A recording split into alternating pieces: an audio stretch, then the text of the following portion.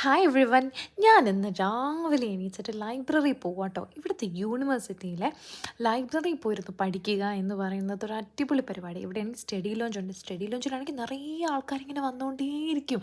നമ്മളായിരിക്കും എന്തായത് ഇവർക്കൊക്കെ പഠിക്കുക ഇത്ര തരുമെന്ന്. പക്ഷേ എല്ലാവരും സീരിയസ് അങ്ങനെ പഠിക്കുന്നതിന് നടുവിൽ നമുക്ക് ഭയങ്കര ഇൻട്രസ്റ്റിംഗ് ആയിരിക്കും.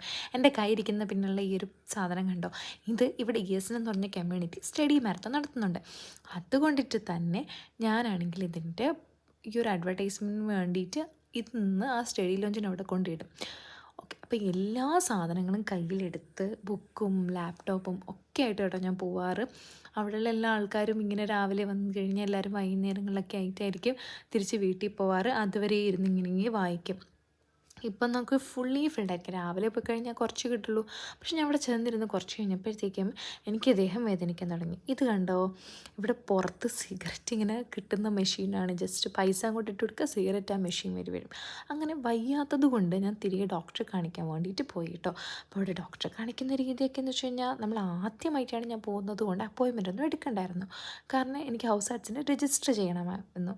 അതുകൊണ്ട് ഡയറക്റ്റ് പോയാൽ മതിയായിരുന്നു. അപ്പോൾ ഡോക്ടർ 1 അവർ കഴിഞ്ഞിട്ടാണ് അപ്പോയിൻമെൻറ്റ് കാണാൻ വരേണ്ടതെന്ന് പറഞ്ഞപ്പം ആ ഗ്യാപ്പിൽ കടയിൽ കയറി ഷാമ്പുവും സെറവും ഒക്കെ മേടിച്ചു. ഇവിടെ ഷാമ്പൂവിനും സെറത്തിനൊരു €1 ഉള്ളിലും അതിൻ്റെ ഒരു മാർജിനിൽ വരുന്ന രീതിയിലും ഒക്കെ കിട്ടും കേട്ടോ. അതായത് നാട്ടിലത്തെ ഒരു 100-200 രൂപയ്ക്കും ഇഷ്ടംപോലെ സാധനങ്ങൾ കിട്ടും. Body lotion, face wash, serum, അങ്ങനെ ഒരുപാട് കാര്യങ്ങൾ അവൈലബിൾ ആണ്. ഡോക്ടറെ കണ്ടപ്പോൾ ഡോക്ടർ പറഞ്ഞു ഹാപ്പി ആയിട്ടിരുന്നാൽ മതി, വേറെ ഒന്നും നോക്കണ്ടെന്ന്. അപ്പോൾ വീണ്ടും കാണാം.